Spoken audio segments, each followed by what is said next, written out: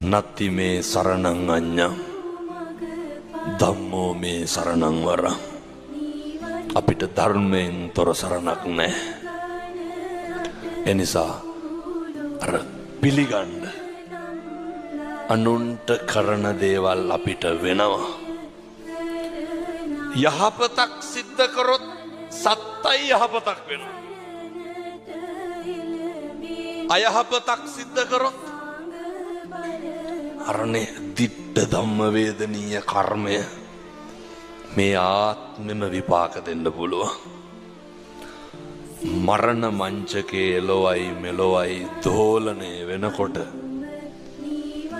හරි සතුටින් මැරෙන්න ඕනේ. අන්තිම මොහොතේ ඉන්නකොට අපිට මතක් වෙන්න ඕනේ කවදාවත් කිසි කෙනෙකුට කිසි වැරද්දක් කරලා නැහැ.